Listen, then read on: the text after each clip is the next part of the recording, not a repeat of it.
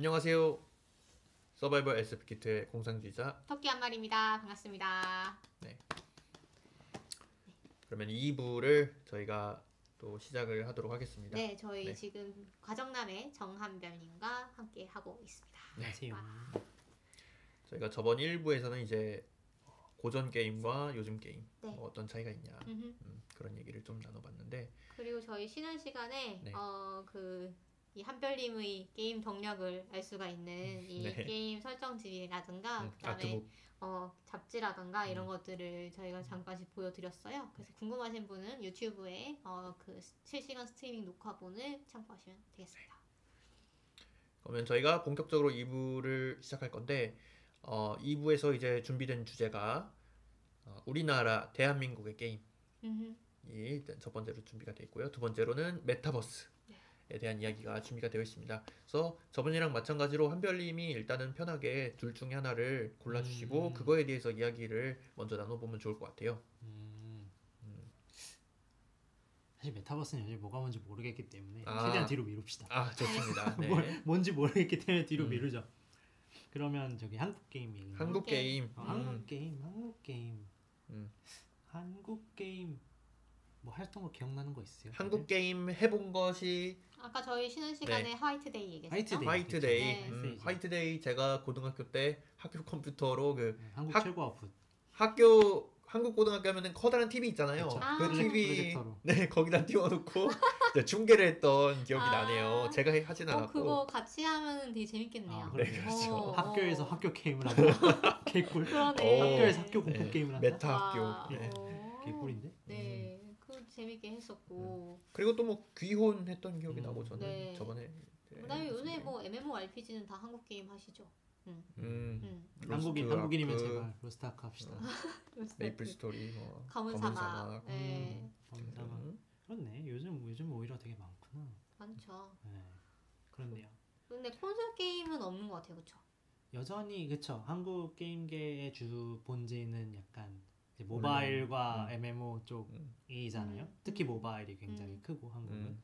모바일 하면은 또 쿠키런, 아. 쿠키런 킹덤. 그렇죠. 쿠킹덤 그쵸. 같은 것도 있고 되게 유명한 게임들이 실제 잘 되는. 캔디 크러쉬는 어느 나라 캔디 게임인가요? 크러쉬 어딜까요? 유럽 쪽 아니에요? 캔디 크러쉬 사가는 제가 알기로는 저기 액티비전 산하로 뭐 인수가 아, 됐다는 얘기 그래요? 들었던 것 같은데. 네. 한국 게임 한국 어릴 때 사실 모르겠어요. 요즘은 이제 그 정보가 아까 뭐 일부에서 말했듯이 정보 유통이 막 되고 하니까 야 이게 네. 한번 쳐보면 이게 어디 거래 어느 회사는 어디 회사인데 그 회사는 뭐 어디 회사를 이게 척척척 나오지만 네.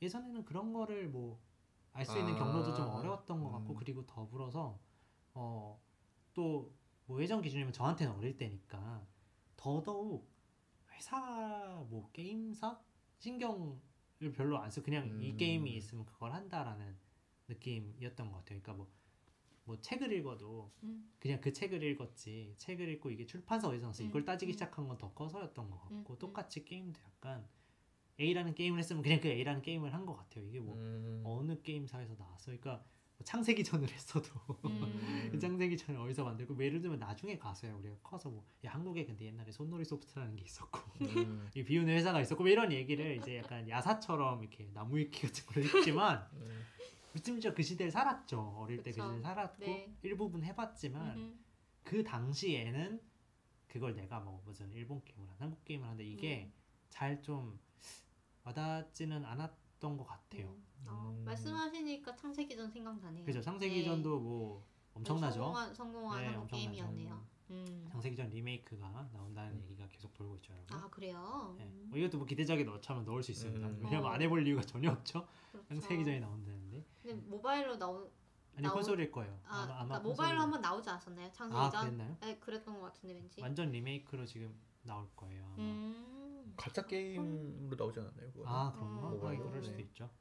그래서 완전 뭐 그쵸. 콘솔로 나오면은 뭐 좋겠네요. 그런 거에서 제가 거의 유일이죠. 기억하는 콘솔로 저 어릴 때 그러니까 플레이스테이션 2였을 거예요. 네. 2로 했던 한국에서 만든 콘솔 게임. 애초에 홍보를 한국에서 만든 콘솔 게임으로 홍보를 했었어요. 오. 당시에 마그나 카르타라는 게임을 플레이스테이션 2 버전을 네.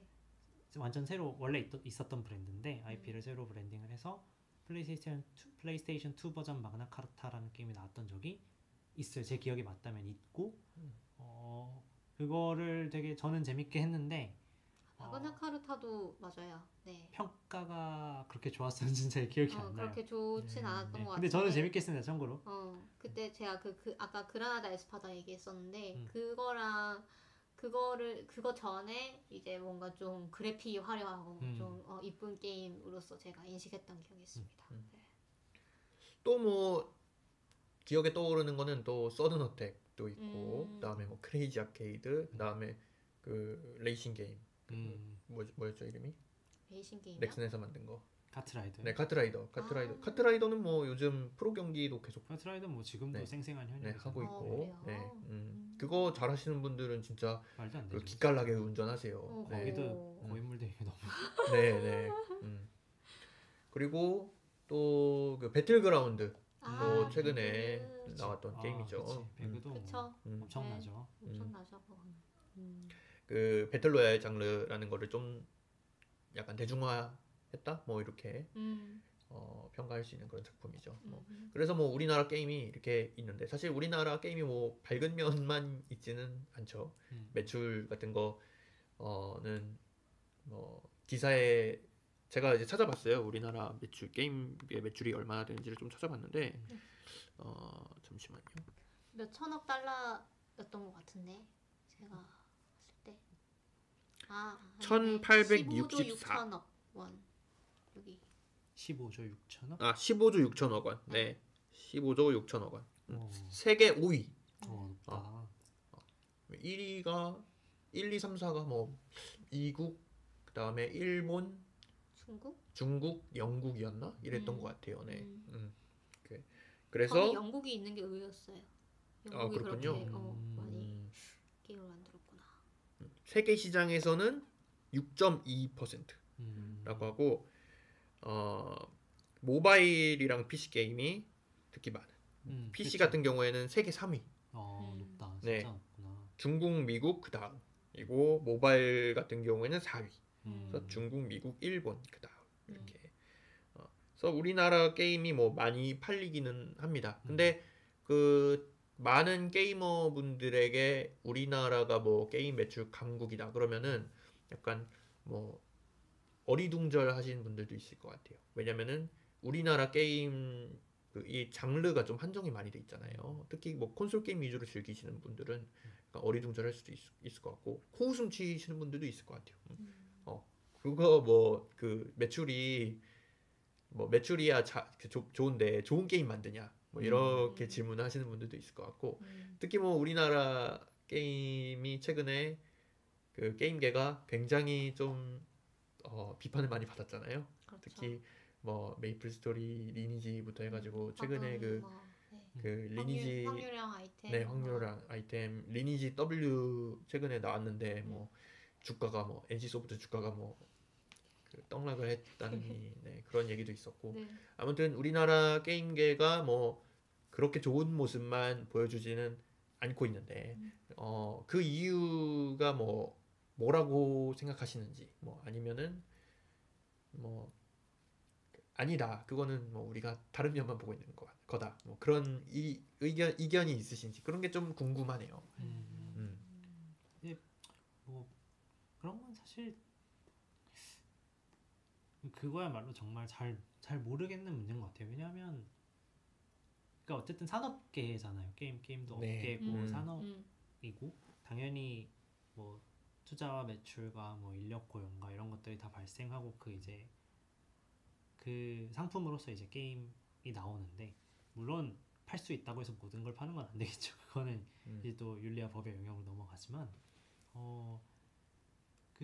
예를 들면 지금 말한 어떤 그런 이미지, 그러니까 한국 게임에 대한 한국 게임과 시장에 대한 이런 이미지도 있는데 한편으로는 항상 이런 얘기를 할 때마다 제가 머릿속에서 잘 이게 기준점을 못 잡겠는 건 한국 게임이라고 했을 때 이게 너무 상반된 이미지들이 막 혼재되어 있어서 그래요. 그러니까 지금 방금 얘기했던 이런 이미지들도 있잖아요. 막 한국이 특정 게임들이 돈을 막 엄청 쓰고 뭐 가차형 게임에 막 원산 치고 막 하면서 막 되게 안 좋은 형태로 막 과금이 계속 일어나고 있고 그게 다시 그 게임을 더 강화해서 만들고 막 이런 얘기들도 있는 한편 또 뭐 어느 다른 한 축에서는 근데 뭐 한국에서 어쨌든 뭐 소위 말하는 실력 게임 좀 하면 어쨌든 거기 탑 티어에는 항상 한국인이 뭐 있다, 한국 팀이 있다.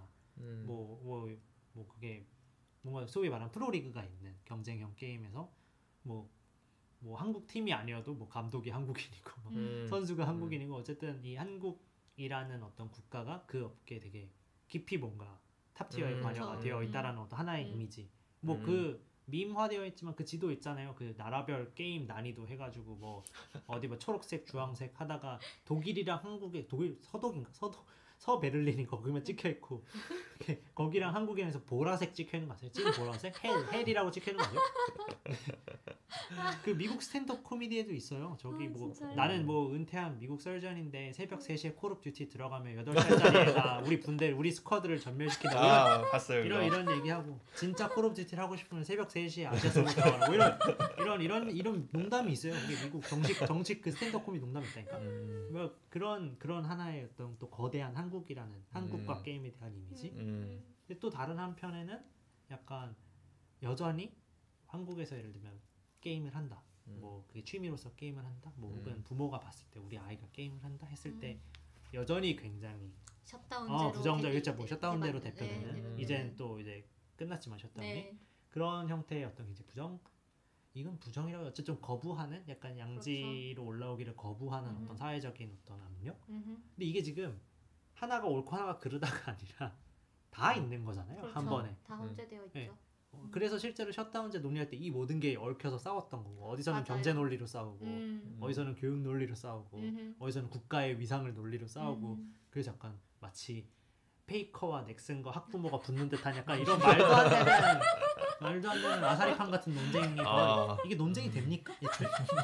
여러분 논쟁이란 건 같은 도메인에서 에비던스 아규먼트를 놓고 하는 게 논쟁이고요. 이건 그냥 아사리판이죠. 그러니까 아니 당연히 셧다운제 결론이 안 나요. 아사리판에서 무슨 결론을 냅니까? 그냥 다 같이 싸우는 거지. 그러니까 그런 일들이 벌어졌던 게 되게 다이나믹이 정말 바쁘다 한국 사회 약간 그런 이미지가 뭔가 한국 게임이라고 했을 때 그런 게 얽혀서 뭔가 약간 이도저도 아니니까 뭔가 이런 주제로 얘기를 하기에 좀 솔직히 좀 어렵다는 느낌이에요. 이걸 좁히지 않으면 그렇죠. 그냥 솔직히 말해서 그냥 한국에 무슨 아사리판이죠. 약간 이런 얘기를 그냥 하게 된다는 느낌이 좀 있어요. 그러네요.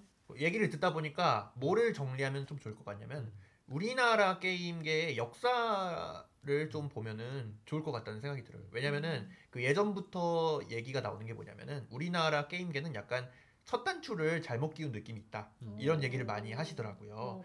이 우리나라 게임이 처음에 우리나라의 뭐 게임이 좀 대중하고 그럴 때 우리나라에 무슨 문제가 있었냐면은 저작권에 관한 개념이 적은 게 큰 문제였어요. 복돌이 뭐 이런. 네, 그렇죠. 용산에 스타크래프트 가면은 이제 리버전을 CD 플레이하는 것이 일상적이다. 표준이 되어. 네, 그렇죠. 네, 스타크래프트를 왜 사서 하지? 다운받으면 되는데 이게 일상적이던 시절이 있었어요. 네. 그러면서 우리나라에서 콘솔 게임 시장이 붕괴가 되고 그게 화이트데이가 대표적 맞아요. 그쵸. 이인 사례 뭐 그것도 약간 밈이 있잖아요. 무슨 15만 카피를 팔았는데 업데이트를 풀었더니 250만 이게 유명한 밈이 있어요. 네. 그러다 보니까 우리나라에서 도대체 게임을 어떻게 팔아야 될 것이냐. 그래서 전 세계에서 사실상 최초 아닐까요? MMORPG에서 아이템을 팔자. 그게 이제 뭐 그 넥슨에서 메이플 스토리 같은 걸로 이제 출발을 한 것이죠. 다른 나라에서는 이런 방식의 판매를 사실은 거의 생각을 못 했다고 저는 들었어요, 당시에. 그 메이플 스토리가 이제 막 플레이 되던 게 이제 2000년대 초반 뭐 그쯤이니까. 네. 다른 나라에서는 와우 월 정액제로 이제 플레이를 하던 그런 시절이었는데 우리나라에서는 이제 아이템 광고로 아이템 팔고 그다음에 전광판 이런 거 팔고 전광판으로 다른 사람한테 이렇게 메시지 보내줄 수 있는 거 팔고 그랬던 이제 시절이 있었으니까 우리나라 게임계는 약간 첫 단추를 잘못 끼운 감이 없지 않나 있나. 항상 그렇잖아요. 하지 말라고 하면 안 하는 게 아니라 길을 찾잖아요. 그러니까 게임을 하지 말라고 하면 안 하는 게 아니라 풍선 효과. 그렇죠. 스타크래프트 하지 말라고 하면 살 수가 엄마 아빠가 스타크래프트 하게 돈 줘? 하면 돈을 안 주겠죠. 안 줬겠죠 당시에. 안 그래도 뭐 지금도 여전히 게임에 대한 이미지가 아까 말했듯이 그게 있는데 학부모와 학생의 관계에서 그때만 더더욱 약간 너 이 새끼 약간 이런 느낌이었겠죠. 그럼 애도 아니 그때 우리죠. 그때 우리가 스타트 안 했겠냐? 안 했겠습니까? 스타를 안 하는 게 아니라 사서 안 했겠죠. 안 했다의 방점이 찍힌 게 아니라 사서의 방점이 찍혀서 그럼 돈이 없는 거지 내가 하고 싶은 마음이 없어진 건 아니잖아요. 그러면 그런 게 이제 여러 가지로 얽혀서 이제 그런 어떤 한국의 게임 시장에 이제 음지가 많이 생겼을 거고 아마 그래서 그 시점에서 실제로 결국 한국 패키지 소위 말하는 시장이 약간 속된 말로 망했다라는 표현도 쓰는데 업계에서는 그래서 한번 망했다. 약간 뭐 또 유명했던 게임 회사들 다 날라갔고 막 그 개발진들 다 이렇게 뿔뿔이 흩어지고 이랬던 되게 암흑기가 발생을 하고 그러면서 그쵸 뭐 말씀하신 대로 어떻게든 게임 회사들은 살아남아서 돈을 수거를 하고 또 다음 걸 만들고 투자 비용을 회수하고 인력비도 내야 되는데 그러면 뭔가를 팔아야 되는데 이 게임이라는 걸 가지고 뭘 팔 수 있지? 게임 아이템을 팔자. 게임 안에서 할 수 있는 뭔가를 팔자. 라는 그러니까 뭔가의 어떤 새로운 형태의 그러니까 게임이라는 컨텐츠를 돈을 내고 이 사회에서 돈을 내고 구매할 수 있을 만한 무언가로서 그러니까 재화화를 그러니까 가치화를 해내기 위해 약간 고육지책 같은 걸 엄청 생각해 낼 수밖에 없었지 않았을까 싶어요 당시로서는 게임을 팔면 안 팔리니까 그렇죠. 네, 그럴 수 있지 않았을까요?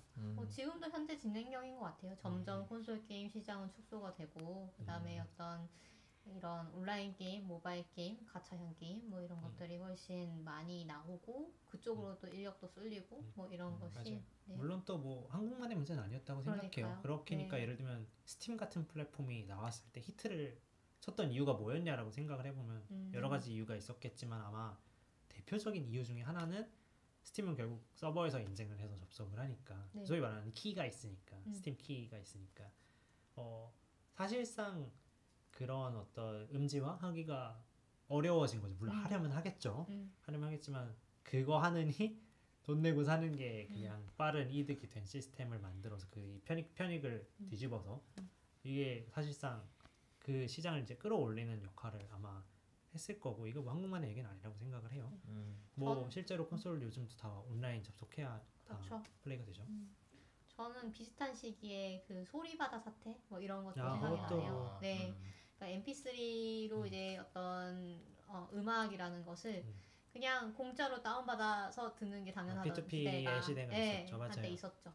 근데 이제 그게 어떤 그 저작권이 있다는 인식과 그 다음에 그 동시에 그 월정액 서비스가 생겼죠. 스트리밍 서비스가 생기고 그래서 어떤 내가 납득할 수 있는 가격에 이거를 즐길 수 있는 정도의 그게 구축이 되니까 이제는 이제 그런 월정액을 구독하고 듣는 게 이제 당연한 그런 스탠다드가 됐는데 게임도 비슷한 그런 전철을 겪고 있는 게 아닌가. 뭐가 먼저라고는 할 수 없지만 이 시대가 어쨌든 기술과 그 시대의 그 컨텐츠를 대하는 태도와 뭐 이런 것들이 이제 변하는 과정에서 뭐 그게 음악도 그렇고 뭐 게임도 그렇고 뭐 사실 책도 비슷하죠 이제는. 이게 소위 말하는 그렇죠. 디지털라이즈가 진행이 되면서 물성이 사라지고 그렇죠. 이제 파일 형태로 왔다 갔다 하는 데이터를 송수신하는 형태가 됐는데 그러면 뭐 파는 방식도 그렇죠. 바뀌게 되는 거죠. 그렇죠. 파는 뭐 그 대여 개념도 예를 들면 나오는 거고 구독 개념이 나오고 그렇죠. 구독 개념이 나오고 뭐 다운로드 컨텐츠 개념이 나오고 그걸 그래서 그럼 사고 팔 때 그래서 실제로 다운로드 컨텐츠는 환불 문제가 있죠. 그것 때문에 야, 환불을 어떻게 하냐 뭐 이런 얘기도 나오는 거죠. 없던 문제가 생기기도 하고 이렇게 또 있던 문제는 해결이 되기도 하고요. 이런 식으로 그냥 조금씩 바뀌면서 약간 저는 전반적으로는 좋아졌다고 생각을 해요. 좋아졌다고 생각을 하고 그러니까 합리적으로 지불해서 트라이 해볼 만한 시대가 됐다고 생각을 해요. 왜냐하면 저도 어릴 때 게임을 물론 어릴 때부터 게이머를 결과적으로 중학생 때쯤부터 한 거긴 하지만 되게 어려웠거든요. 그러니까 게임을 다양하게 해보기가 쉽지 않았어요. 가격이나 이런 게 쉽지 않았고 뭐 그때는 뭐 지금처럼 스팀에 뭐 2시간 트라이 후 환불 뭐 이런 게 있었던 것도 아니고 그냥 사면 해야 됐던 거잖아요. 그리고 어떻게든 뭐 친구들끼리 뭐 빌려서 한다거나 뭐 그때는 사실 심지어 이거는 지금 개념을 잡고 말하는 거지만 네. 이때는 그 음지 양지 개념도 없었어요. 심지어 지금 생각해 보면 제가 아까 말했듯이 제 머릿속에는 되게 단편적이거든요. 그 어릴 때 했던 게임들의 기억이 뭐 친구 집에 가서 뭘 했어 라든지 뭔가를 해봤어라는 기억은 있는데 그 해봤던 게 제가 뭘 어떻게 했는지 기억이 없어요. 그러면 뭐 잘은 모르겠지만 당시 시대상을 유추할 때 굉장히 많은 음식 게임을 해봤겠죠. 저도 그렇게 따지면 그런 것들을 생각해 볼 때 물론 그런 경험들이 쌓여서 지금 제가 어쨌든 되게 많은 제가 감당할 수 있는 범위 내에서 많은 돈을 게임에 쓰는 게이머가 됐겠지만 한편으로 지금은 어쨌든 뭐 한국 게임을 포함해서요. 계속해서 말하지만 그런 어떤 뭐랄까 이 사람들이 게이머로 유입을 시킬 수 있는 게이머로 사람들이 유입을 시켜서 이런 좀 해봐 이런 것도 좀 해봐 하면서 이렇게 더 다양한 게임을 해보게 되고 결과적으로는 이 사람이 주기적으로 이제 나의 삶의 일부로서 이제 게임을 향유하고 게임에 또 돈도 쓰고 뭐 하는 식의 어떤 소비자화를 하는 그냥 그런 과정에 있지 않나? 다만 이제 한국 게임에 대한 그 한국 게임의 이미지는 좀 안 좋은 쪽으로 바뀌는 것 같기는 하죠. 특히 모바일 게임이나 이런 데서 이게 단순히 약간 게이머로 사람을 만들어서 게임에 돈을 쓰게 한다 해서 확 더 치고 나가서 약간 이제 이걸 안 좋아하는 사람들이 보기에는 이 중독자 맞는다. 약간 도박한다. 그러니까 이런 이미지로까지 좀 더 이렇게 나가는 면이 분명 있는 것 같기는 한데 어쨌든 그런 연장선에 한국 게임이 약간 어딘가에 약간 좀 그 사이 어딘가에 왔다 갔다 하고 있는 게 아닌가라는 생각은 들어요.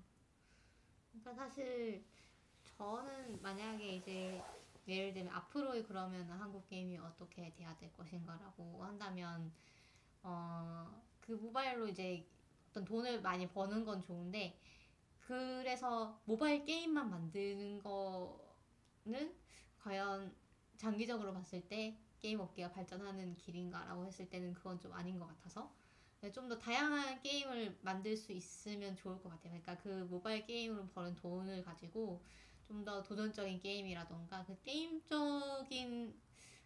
게임적이라는 게 어떤 건지 뭐 좀 애매한 개념이긴 한데 뭐 단적으로 말하면 그러니까 우리나라에서도 콘솔 게임이 나왔으면 좋겠다 이런 생각도 좀 들긴 하네요. 저는. 그죠. 이거 뭐 사람마다 의견이 다를 텐데 그래서 저는 개인적으로 저는 콘솔 게임 가격을 올리는데 그다지 반대하지 않는 사람이거든요. 네, 그래서 저는 그래요. 이거 되게 반대하시는 분들이 많은데 지금도 되게 비싸다고. 저는 올려도 살 생각이 있어요. 왜냐하면 수익성 강화를 해서 물론 그 회사들이 살아남아서 콘솔 쪽 게임을 더 내준다는 전제 하에기는 한데 그걸 믿고 하는 거죠. 뭐 그렇다고 한다면 저는 게임 가격이 지금보다 조금 더 올라도 괜찮다는 입장이고요. 저는 그런 입장이고 뭐 그런 면이 있죠. 근데 여전히 그쵸 모바일 게임이 당연히 수익성이 굉장히 좋기 때문에 뭐 수익성이 좋은 대로 당연히 가는 것도 당연한 흐름이고요. 그건 당연한 흐름인 것 모바일 같고요. 게임도 사실 좀 더 개성 있게 만들 수 있지 않을까요? 그러니까 약간 천편일률 쪽으로 좀 나오는 것 같아요. 그러니까 캐릭터랑 어떤 일러스트만 다르고 사실 해보면은 다 똑같은 방식. 네, 소위 말하는 양산형들이 그렇죠. 좀 있죠. 네, 그냥 오토로 이제 전투 시켜놓으면 지가 알아서 레벨업을 하고 그다음에 뭐 그래서 그런 게임이라고 할 수 있나? 약간 여기서의 게임성은 무엇인가? 라는 생각을 하면 뭐 아까도 저희 얘기했지만 어떤 현대인들의 스트레스 수치가 이미 높고 게임을 할 수 있는 시간이 많지 않기 때문에 그냥 그걸 돌려놓고 그 내 캐릭터가 레벨업을 하는 걸 보면서 그 성취감만을 얻고 싶다. 그러니까 내가 노력을 하지 않아도 그 성취감만을 얻고 싶다. 이런 식으로 게임을 하는 분들이 많은 것 같은데 근데 모르겠어요. 어떻게 그게 약간 하나의 장르인 것 같아요. 그러니까 아까 초반에 저번 화에서 그 인터랙티브 무비 그거 말씀하셨잖아요. 그것도 비슷하다고는 생각을 하는데 그러니까 그런 약간 오토를 돌리면서 그 캐릭터가 주기적으로 성장을 해나가는 과금형 게임들을 보면 확실히 예를 들면 지금 여기 앉아있는 저희 같은 사람들이 대상은 아니에요. 그러니까 애초에 그 게임 광고들을 보면 그 게이머로 설정되어 있는 사람들이 예를 들면 직장인들, 그러니까 굉장히 지하철에 되게 광고 많이 하잖아요. 이동의 시간을 많이 쓰고 야근을 많이 하고 하는 이렇게 데스크 워커들을 대상으로 하고 있고, 그러니까 시간을 아예 따로 빼서 이거를 이 세계로 이제 넘어가서 게임을 즐기는 사람들이 아니라 이제 얘는 얘대로 살고 게임은 게임대로 살고 나는 나대로 사는데 이제 이 친구가 이 게임에 있는 친구가 돌면서 뭔가를 하고 성취를 얻고 나는 그걸 간간히 보면서 거기에 또 투자를 하고 이런 형태로 게임이 발전을 한 게 물론 수익성 문제 당연히 이거 이제 말하지 않아도 당연히 있는 거지만 한편으로는 사실 조금 뭐 이거를 씁쓸하다고 표현하기는 좀 그렇고요. 그냥 그렇구나 싶을 때가 있는 게 내가 직장인이어도 저는 지금 직장인 신분은 아니에요. 내가 만약에 그렇게 좀 예를 들면 경기와 서울을 출퇴근하는 직장인이다. 그래서 맨날 이동의 시간을 이만큼 버리고 자고 일어나서 또 직장에 나가 이런 입장이면 저 같아도 그걸 할 것 같아요. 왜냐하면 그렇게밖에 즐길 수 있는 방법이 없고 그걸 노리고 나온 게임이고 게임사들도 그걸 고려해서 만드는 거고 그러니까 세상 사람들이 세상을 살아가는 방식에 맞춰서 그 패턴에 맞춰서 할 수 있는 게임이 나오는 것 같아요. 하나의 장르가 됐다. 네, 저는 그게 하나의 장르라고 생각을 이해를 그냥 받아들이는 편이고요. 다만 이제 그것과 그러니까 그렇게 뭐 소위 말하는 이제 오토라고 지칭되는 소위 그 게임이라는 그 존재한다는 사실과 게임의 지나친 과금의 사회 문제화되는 게 지금은 매치가 이렇게 마치 하나처럼 되어 있어요. 왜냐하면 실제로 얘와 얘가 거의 동치기 때문에 지금은. 그렇죠. 근데 문제는 두 개라고 생각을 한 편이거든요. 저는 이 둘은 사실상 두 개인데 이 현대사의 조건상 얘가 있으면 반드시 얘도 있어요. 그렇죠. 네, 그러니까 하나처럼 보여요 지금. 근데 이걸 하나로 취급하면 만약에 이게 문제라고 생각하는 사람이 이걸 풀려고 할 때 이걸 구분해서 안 보면 이걸 없애려고 할 거예요. 이 게임 자체를 없애려고 할 거예요. 그렇겠네요. 근데 이걸 없애면 이 사람들이 즐길 장르가 사라지거든요. 아예 그러네요. 통째로. 그러니까 모르겠어요. 이게 그럼 분리할 수 있냐라고 물어보면 그러게 애초에 그들이 분리가 되긴 하는 건가? 라는 생각도 들어요. 왜냐면 이럴 때 사람들이 흔히 메타포로 뭐 동전의 양면, 뭐 양날의 검 이런 표현을 쓰잖아요. 근데 양날의 검이라는 표현은 양날의 검날을 찢을 수 있으세요? 이게 찢을 수 없다는 뜻이거든요. 양날의 검이라는 게 면이 다르다는 게 포인트가 아니고 이 면을 찢을 수 없다는 게 이 메타포의 포인트인데 얘가 있으면 얘도 반드시 있다는 게 그러니까 동전의 양면도 같은 얘기거든요. 네. 그게 그 메타포의 포인트이기 때문에 이 검을 어떻게 할 것이냐의 문제지 이걸 찢어서 이 면을 버리겠다라는 건 불가능할 수도 있거든요. 그런 생각을 할 때마다 좀 여러 가지로 착잡해지죠. 이 문제를 어떻게 생각해야 되느냐 했을 때. 그쵸. 말씀하신 대로 그 게임을 즐기는 주층이 회사원이라고 한다면 그 사람들은 돈이 있는 거고. 네, 쓸 돈이 있는 거예요. 돈이 있는 내가 여기 것이니까 쓰겠다 하는 거예요. 그걸 이제 뜯어내는 것에 대해서 뭐 자연스러운 흐름이라고 할 수 있다고. 그리고 그들이 주장할 훨씬 수도 있죠. 실제로 다수고 그분들이 훨씬 다수고 게이머 입장에서는 뭐 그런 일들이 있는 것 같아요. 우리가 그냥 이렇게 살고 있구나 세상에 약간 그런 걸 보여주는 거 아닌가라는 생각도 드는 거죠. 다양한 게임이 좀 더 많이 나왔으면은 네, 기본적으로는 뭐 기본적으로는 좋겠다. 그렇죠. 맞아요. 그게 제일 중요한 네, 것 같아요. 그게 기본. 다양한 게임이 나오려면 어떻게 해야 될까요? 그쵸. 제 생각에는 뭐 인디 게임이 시장이나 뭐 그런 것들이 많이 활성화되는 거가 일단은 중요할 것 같아요. 더 다양한 사람들이 게임을 만들고 그래서 이런 것도 뭐 게임을 내보고 그러니까 내서 시장의 평가를 받을 수 있으려면 시장에 나와야 되잖아요. 근데 생각보다 게임을 만드는 건 그렇다 치고 시장에 런칭을 하는 게 생각보다 쉽지 않거든요. 그 체험기 같은 거 찾아보시면 나와요. 쉽게 특히 한국에서 인디 게임 만들어서 만드는 건 그렇다 치고 출판하기 이게 장벽이 꽤 있어요. 꽤 그냥 클릭한다고 잘 안 되거든요. 그런 거 하나하나도 사실 좀 이런 장벽이 되는 거죠. 그렇죠. 소위 말하는 다양성을 늘리는데 게임을 만들어 놓고 이게 안 돼서 실제로 때려치는 사람들이 있기 때문에 뭐 그런 문제도 있고요. 우리나라에서 뭐 심사라던가 그런 뭐 것도 심사 있을 문제도 있고. 걸리고 그 심사 비용을 그럼 내가 내? 약간 그거 되게 비싼데 한참 걸리고 막 난리가 나는데 뭐 그런 문제도 있고. 그래서 올해 중순인가 작년 말이었나 주전자닷컴이라고 플래시 게임 모아놓는 사이트가 있거든요. 그게 터졌던 적이 있어요. 그게 뭐 플래시 게임도 심사받게 하겠다 이래가지고 그냥 개인들이 심지어 꼬마 애들이 자기가 재미로 이렇게 해가지고 이거 해봐요 하고 올리고 약간 공유 장터 같은 데 그 커뮤니티 허브 같은 데거든요. 스팀. 근데 그걸 통째로 이제 무허가 게임 집합소가 된 거예요. 거기 가서 여기를 다 하겠다 해가지고 서비스 입장에서는 어떻게 될지 모르니까 내려버렸죠. 한동안 차단을 해버렸고 그 커뮤니티가 사실상 터져버린 사건이 있었고 그걸로 또 욕을 엄청 먹었죠. 개댕이가 욕을 엄청 먹고 그것도 욕을 먹기 전까지는 그걸 철회를 안 했었죠. 말도 안 되는 일이죠. 네, 뭐 그런 것들이 참 볼 때마다 좀 씁쓸한 거죠. 솔직히 말하면. 네, 솔직히 말하면 좀 씁쓸한 거죠.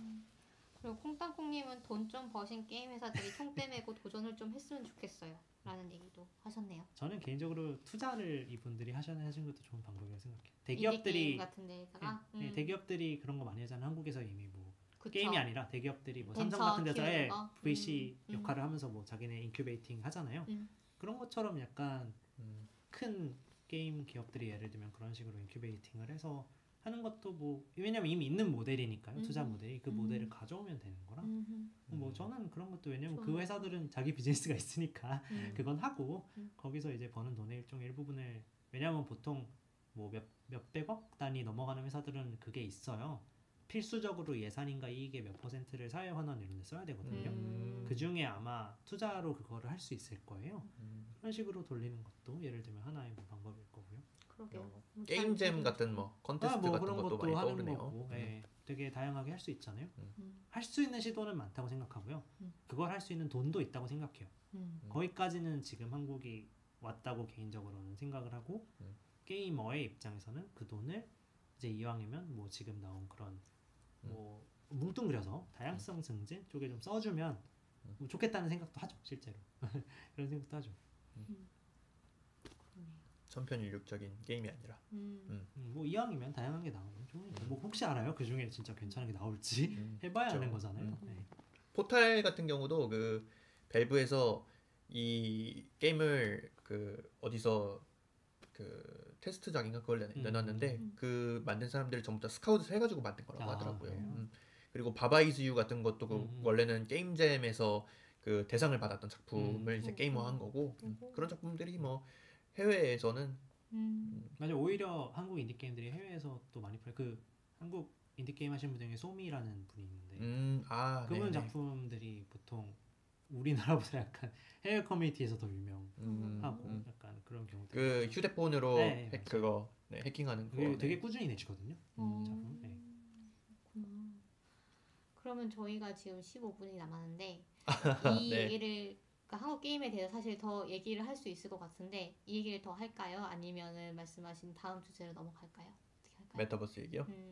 뭐 좀 해보시죠. 어쨌든 남들 다 하는 얘기잖아요. 그럴까요? 남들 다 하는데 뭐 나랑 못할 게 뭐야? 뭐 여기 못할 게 뭡니까? 메타버스, 네. 메타버스와 뭐 그 가상화폐, 암호화폐, NFT 뭐 이런 얘기 다 NFT. 얽혀 있는 얘기죠. 한 번에 나오는 것 같더라고요. 보통 나올 때. 그죠? 뭐 메타버스가 뭐냐에 대해서 먼저 얘기를 해보자면은 저희가 사실 글을 썼었잖아요. 네. 그 글을 쓰고 제가 뭐 좀 더 생각을 해보니까 뭐 여러 가지 축으로 좀 나눌 수가 있을 것 같더라고요. 제일 먼저 떠오른 거는 일단은 3D.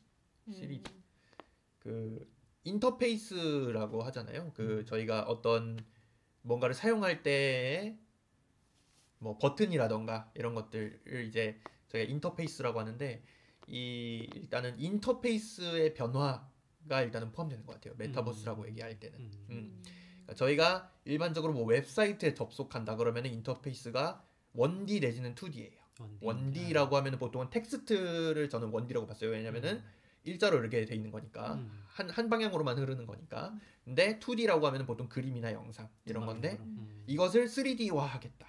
예를 들어 저희가 네이버에 접속하면은 어떤 공간에 들어간다라고 생각을 하게 되면은 그것이 어떤 메타버스화를 이야기하는 게 아닐까. 일단은 제가 첫 번째로 생각한 것은 인터페이스의 3D화를 먼저 떠올렸고 그 두 번째는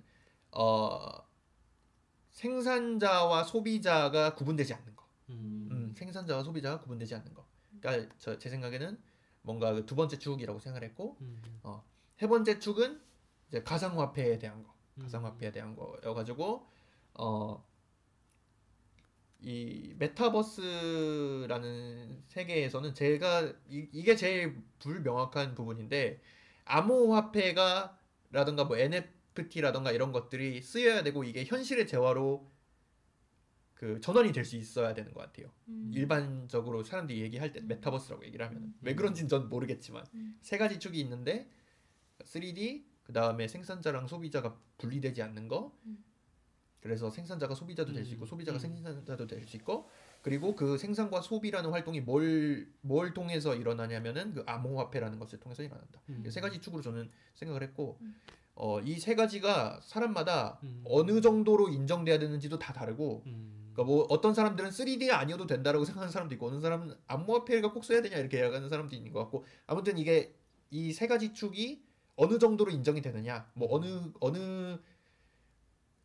것이 더 우선시 되냐 이런 것들은 뭐 연구자냐 뭐 사람마다 따라서 다 다르다라는 생각이 좀 들고 뭐 이 메타버스가 이미 뭐 있다라고 말하는 사람도 있고 아직 안 왔다라고 말하는 사람도 있고 이미 뭐 있는데 더 갈 수 있다 이렇게 얘기하는 사람도 있는 것 같고 아무튼 이게 이 용어라는 것이 아직은 뭐 명확하게 정의가 됐다는 느낌이 안 들고 그냥 좀 사실은 뜬구름 잡는 소리로 들리기도 하긴 하죠 지금은. 그래서 저희가 좀 이야기하기가 어려운 부분도 있고. 그죠? 그 게임에서 메타버스를 얘기하고자 하는 이유가 있나요?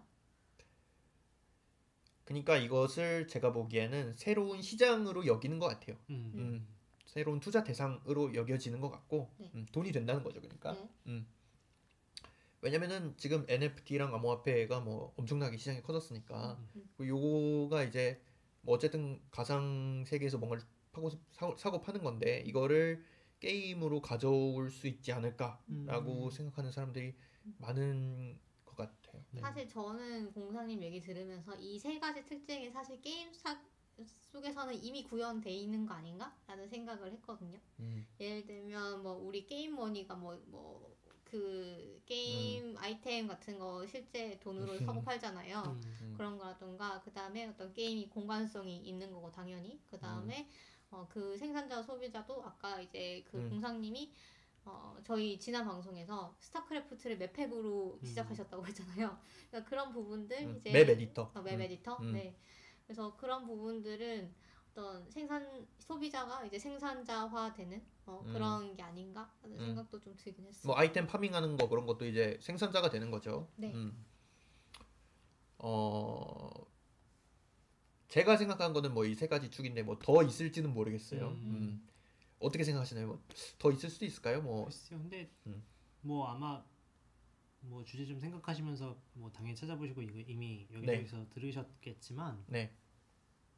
보통 요즘 지금 기준 딱 요 시점 기준으로요. 네. 게임 업계에 오래 종사해온 사람들 그리고 종사자뿐만 아니라 게이머들은 네.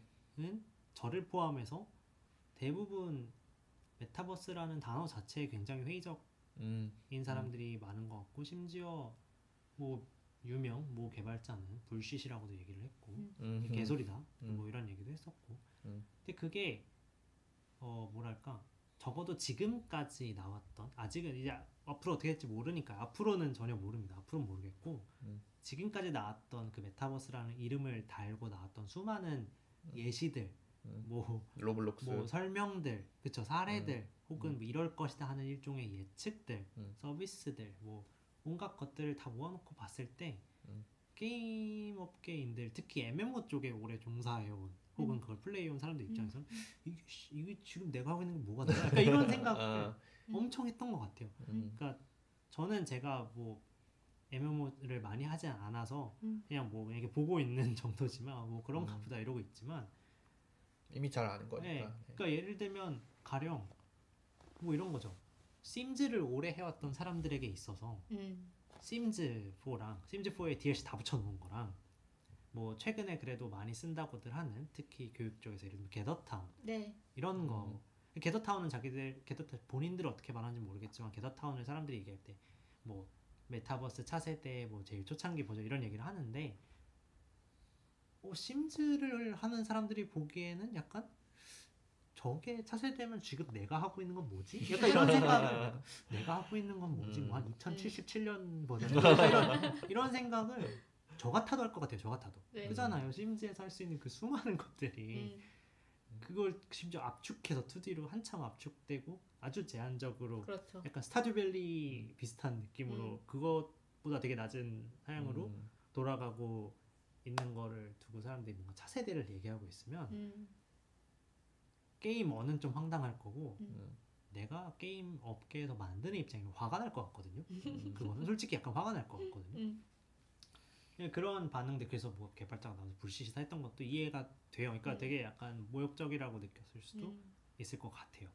근데 뭐 그건 그거고 근데 여전히 솔직히 잘 와닿지 않는 거예요. 사실 방금 말씀하신 그런 축들을 일단 동의는 하는데요. 저도 그쵸 네. 맞아 뭐 그렇게 메타버스 얘기는 그렇게 얘기하죠. 그렇게 해석할 수 있지 동의하는데 여전히 그럼 그 축들이 존재하지 않는가 게임에 라고 한다면 글쎄 아니죠. 그러니까 전혀 아니죠. 2D에서 3D로의 어떤 공간성 전환 게임에서 둠 시절에 했던 거고 그잖아요. 둠이 그쵸. 최초로 시도했죠. 그렇죠. 둠이 시도했고 둠은 전설이죠 여러분. 둠은 전설이 됐어요 이미. 그러니까 그렇죠. 전설이 됐다는 건 진짜 오래됐다는 오래됐다는 뜻이거든요. 거죠. 그리고 둠은 여러분 이 세상에 존재하는 모든 반도체에서 돌아갑니다. 둠은요 둠은 지금 여러분 스마트워치 차고 계세요? 그걸로 둠 몇 개를 돌릴 수 있어요. 그러니까 뭐 카시오 계산기 이런 걸로 돌릴 수 있거든요. 디스플레이 있고 최소한의 계산하는 반도체랑 메모리만 붙어 있으면 둠을 돌릴 수 있어요. 그 전환은 고이고 고일 대로 고여서 최적화가 끝난 전환이에요. 게임 개발자들 입장에서는. 근데 그거를 가지고 이제 한다라고 하면 그게 약간 모욕적으로 들릴 수 있을 것 같아요. 그래서 아마 반응이 그렇게 이제 격하게 나오지 않았나 라는 게 이제 하나의 생각이 있고 근데 그건 그거고 어쨌든 메타버스라는 시장이 열린다면 뭐 저는 개인적으로 게임업계 입장에서 기회라고 생각을 해요. 왜냐하면 맞다고 돈이 들어오는 거니까. 그러니까 맞다고 치자 이거예요. 그게 그래서 미래다. 아주 이제 철저하게 게임인의 입장에서 봤을 때 메타버스를 현대 게임의 열화판으로 보자 이거예요. 예를 들면 이제 드디어 저 오래된 미래. 머글들이 드디어 알았구나. 이 MMO의 재미를 알았다. 쳐보자. 그렇게 해석을 해보자고. 이 게임인의 입장에서 해석을 해보자고요. 저들이 드디어 이 인싸들이 드디어 이 재미를 알았다. 그들이 우리의 영역을 드디어 침범하려 한다. 그런데 이제 아주 기초적인 수준, 아직 둠만도 못한 그 수준 시작을 했어. 그럼 어떻게 해야겠습니까? 여기서 이제 이터널스가 돼서 이 사람들을 깨우쳐야 하지 않겠습니까? 이게 뭐다? 기회다. 선구자가 되어서. 이거 진짜 선각자가 될 수 있는 어쩌면 게임하는 사람들이 노하우가 엄청 많잖아요. 그렇죠. 그 이후에 얼마나 많은 일이 있었어요 게임 역사에서. 그러니까 이걸 팩트로 정말 받아들인다면이에요. 물론 사실이 아닐 수도 있죠. 그냥 다 개소리일 수도 있는데 만약에 정말로 메타버스랑 게임이 연결되어 있는 어떤 하나의 개념이고 게이민들이 황당해할 정도로 아직 기초적인 수준이 그게 맞다면 전제가 맞다면 그러면 사실 게이민들이 화만 낼 이유는 없는 것 같아요. 자 심즈를 해버려. 야 우리가 지금까지 이 뭐 심즈니 뭐니 뭐 온갖 거를 다 컨셉을 잡고 막 사람들을 모아서 뭐도 해보고 와우 보세요. 와우에서 얼마나 많은 사건이 있었습니까? 그렇죠. 게더타운에 있는 사람들이 와우의 오염된 피 사건을 상상이나 할 수 있을 것 같아요. 거기서 다 떼죽음했던 그 사건을 그 와우도 그거 해놓고 그거로 배운 게 얼마가 있어요. 그래서 시스템도 다 뜯어 고치고 막 안전지대 개념도 생기고 뭐 얼마나 많은 걸 했겠어요. 그거를 이제 다 해야 돼요. 예를 들면 그러면 얼마나 많아요. 이거를 얘를 A to Z를 지금 막 거기다 커뮤니티 뭐 가이드라인부터 얼마나 할 게 많아요. 그 완전 뭐 거의 뭐 신세계죠. 신세계 아니에요? 이거 아주 긍정적으로 해석하는 거예요. 아주 긍정적으로 해석하면 신세계고 이게 이제 저 한 축의 생각이 있고요. 그렇게 생각하면 게임 업계의 사람들이 이제 기회 어쩌면 진짜 새로운 기회 정말 블루오션 그 자체일 수도 있다라는 거고 이제 다른 완전히 뒤집어서 생각하면 이게 다 개소리라는 전제를 깔면 그냥 코로나 때문에 반짝. 진짜로 그냥 반짝한 거고 게임 업계 입장에서 봤을 때는 그냥 뭐 다 개소리고 그렇죠. 말 그대로 저건 불쉿이고 개소리 그냥 저러다 말 거고 라고 한다면 솔직히 뭐 그냥 와우를 하면 되지 않을까? 아니 마비노기를 하면 되지. 뭐 그렇죠. 한국으로 치면 마비노기를 하면 되지 않을까? 마비노기 게더타운에서 하는 거 마비노기에서 다 할 수 있어요. 그렇잖아요. 마비노기에서 뭐 옷도 만들고 음악도 만들 수 있어요. 맞아요. 뭐 디스코드 켜고 하면은 뭐 게더에서 하는 거 다 할 수 있는 거잖아요. 예를 들면 수업도 할 수 있어요. 뭐 저기 실제로 약간 게임으로 그 예술 하시고 하는 그 문화예술 쪽 가치를 창출해내시는 분들은 실제로 배틀그라운드를 장으로 삼아서 거기서 뭔가를 하시거든요. 예를 들면 그렇죠. 그게 오영진 교수님이 기획하신 배틀그라운드라는 장은 그 세팅 자체가 말 그대로 배틀로얄 하라고 암묵적인 룰 하에 좋지만 거기서 다른 거 다크 해보자. 투어를 할 수도 있는 거예요. 그냥 그렇죠. 여기 보세요. 이 러블이 있습니다. 이곳은 이거 전혀 다르게 그 장을 쓰면 그럼 그건 메타버스가 아니냐고 물어보면 그럼 메타버스를 하는 사람들은 대체 뭐라고 대답을 나는 메타버스를 하는데 게임은 아니야라고 정체화를 하는 사람들에게 그들은 거기에 다시 뭐라고 대답할 건지는 저도 궁금하죠. 저는 기본적으로 게이머 입장이니까 궁금하다는 게 뭐 이게 약간 그런 정도의 양가적인 감정이 있는 것 같아요. 그 정도의 양가적인 감정이 있고 다만 하나 뭐가 다르다 한 끗이 다르긴 하다라고 느끼는 건 그 혹시 오큘러스 퀘스트 써보셨나요? 저 써봤습니다. 저 2 있거든요. 네. 그래서 가끔 하거든요. 네. 오큘러스 2를 하면 게임 말고 그냥 공간 열려 있고 이렇게 UI가 있고 하는 네. 그쵸? 네. 그 말씀하신 UI의 변화 같은 걸로 시작해서 음. 그 오피스 이런 게 있어요. 그렇죠. 가보면 그건 좀 이제 집중을 그런 식으로 한다면 한 끗이 다르다는 건 그런 물리적인 세팅에서 어쩌면 뭔가가 올 수도 있겠다는 생각은 들어요. 그러니까 얘가 이제 트래킹을 다 하기 때문에 기본적인 트래킹을 하기 때문에 회의를 만약에 한다고 가정을 해보면 되게 많은 것이 가능할 수도 있겠다 싶더라고요. 이게 저도 그 VR을 써보기 휴대용 VR 선 없는 무선 VR을 써보기 전까지는 별 생각이 없었는데 우연히 이제 하나 얻게 돼서 써봤더니 좀 느낌이 다르긴 해요. 이게 전혀 경험해보지 않았던 종류의 공간이에요. 그렇죠. 네. 되게 여러분이 안 써보셨다면 여러분이 상상하시는 것 이상으로 이 뎁스가 느껴져요. 이 뎁스랑 이 방향성이 느껴지거든요. 물론 이건 게임에도 기회입니다. 그렇죠. 알릭스 보세요. 이거 이미 그 알릭스에서 구현하고 있는 세상의 수준이 솔직히 말하면 이 VR에서 이제 메타버스로서 구현하는 오피스의 수준보다 훨씬 많이 나가 있어요. 실제로 해보시면. 그러니까 뭔가 피아노를 접점이 칠 수가 있으니까. 이거 칠판에 쓰고 이거 뭔가 이게 접점은 있는 거예요. 접점은 분명 어느 정도 있는데 그걸 가지고 이제 완벽히 새로운 혁신 막 없었던 세상 이거는 또 잘 모르겠다는 입장. 뭐 그런 좀 애매한 맞아요. 그 정도의 감상이 있는 것 같습니다. 근데 그걸 메타버스라고 부르면서 완전히 새로운 세상이 없었던 혁신 그건 잘 모르겠고요. 요즘 그 게임 업계에서 뭐 코인 개발하는 사람들을 많이 데려간다고 하더라고요. 반대로도 많이 일어나고. 뭐 NFT 네, 이쪽 때문에. 뭐 외국에서는 뭐 그 이런 거를 두고 뭐 플레이 투 원 뭐 이렇게 부른다고 하더라고요. 네. 그죠. 그게 게임하고 다르다면 가장 다를 수 있어지는 부분인 것 같아요. 그러니까 그 세계 미지에 대한 탐구로서 거기서 소셜라이징하면서 얻게 되는 즐거움에 집중을 한다기보다는 물론 그것도 있겠지만 이제 그죠 페이 투 얼 하면은 이제 말 그대로 재화를 이 세상에 통용되는 재화를 벌겠다는 거잖아요. 그렇죠. 그렇게 됐을 때 그건 게임이 아닐 수 있겠죠. 말 그대로 2차 출근해서 데스 스트랜딩에서 택배 노동하는 약간 2차 출근해서 뭐 저는 고속도로를 깔았지만 어쨌든 그런 형태가 어쩌면 될 수 있고 그럼 그게 게임이야? 라고 물었을 때 이게 게임인가? 그게 또 하나의 게임이 될 수도 있겠지만 그걸 누군가는 메타버스라고 부를 수도 있겠고 그럼 그건 게임이 아니라고 말할 수도 있겠고 로보토믹스님도 P2E를 열심히 하신다고. 합니다. 라고 하셨네요. 뭐 엔잡러가 될 수도 있겠죠. 그걸 그렇죠. 통해서 네. 그게 게임일까요? 그러게요. 근데 그건 되어봐야 아는 것 같아요. 왜냐면 뭐 제가 지금 하는 게임들을 제가 어렸을 때 뭐 상상했나 그런 게 게임이라고 생각했나 잘 모르겠거든요. 제가 어렸을 때 했던 게임과 지금 하는 게임은 뭐 단순히 그래픽의 차이 뭐 이런 게 아니라 좀 개념이 다른 것 같기는 해요. 어렸을 때 그 이렇게 플랫포머 형태로 이렇게 횡스크롤로 하던 그 게임도 물론 좋은 게임이지만 네. 지금도 하지만 여전히 제가 제일 좋아하는 장르가 메트로베니아이기 때문에 여전히 하지만 지금 제가 하는 게임은 그때는 상상하지 않았던 종류의 어떤 거거든요. 여전히 둘 다 게임이라고 부르지만 그런 것 같네요. 그러면 저희가 이제 시간이 됐으니까 마무리 멘트 하고 네. 마치면 좋을 것 같아요. 그러면 한별님 오늘 녹음하면서 어떠셨는지 그 뭐 하시고자 하는 말씀 다 하셨는지 아니면 하시고자 하는 말씀이 따로 있으셨는지 그런 건 없었고요. 그런 건 없었고 제가 저는 이제 과정남이라는 컨텐츠는 제가 하는 오디오예요. 오디오고 뭐 페이스북은 텍스트죠. 네. 근데 이제 비디오는 익숙하지 않아요. 그래서 지금도 이렇게 송출되는 걸 모니터링 이게 보고 있긴 하지만 제가 이제 이 비디오 앞에 앉아서 말을 하는 게 굉장히 익숙하지 않아서 굉장히 신기한 네, 신기한 경험이었고요. 뭐 이게 유튜브에 올라오나요? 그래서 불본이? 네, 그러면 한번 볼게요. 어떻게 찍혀 있나.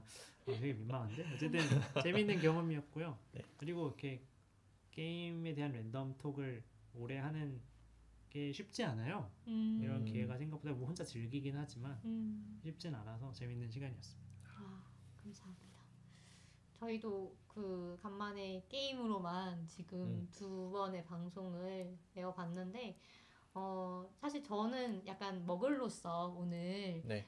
두 분이 이제 게임을 좋아하시니까 게이머시니까 근데 굉장히 얘기를 네. 많이 하셨어요. 그렇죠. 저도 의외로 할 얘기가 많더라고요. 그래서 저도 재밌었습니다. 네. 그리고 공상님은 좀 그 소원을 푸셨나요? 약간 근데 좀 뭔가 시간이 네. 부족해가지고 그렇죠. 좀 더 제한이 있다 넉넉했으면 보니까, 좋았을 네. 텐데. 또 할 얘기가 아직도 산더미인데 네, 그렇죠. 나중에 또 뭐 기회가 되면은 네. 또 풀어보도록 네, 하겠습니다. 네. 오늘 한별님 정말 나와주셔서 너무 감사합니다. 감사합니다. 감사합니다. 네.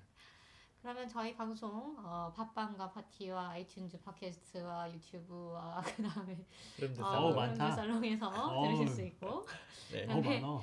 SNS도 트위터, 인스타그램, 페이스북 하고 있으니까요. 많이 들어주시고 좋아요 눌러주시고 댓글 주시면은 저희가 너무나 기쁘겠습니다. 네. 그럼 저희 다음 주에 또 단신으로 만나뵙도록 하죠. 네. 여러분 바이바이. 다음 주에 봐요. 네, 그 라이브는 아직 안 꺼졌는데요. 오늘 다 들어주셔서 너무 감사하고요. 저희가 감사합니다. 기차 시간이 있어서 저희 오늘 네. 수다를 못 될 것 같아요. 그러면 다음번에 뵙도록 하죠. 네. 안녕. 안녕히 계세요. 그럼 과정남도 놀러 오세요. 놀러 오세요.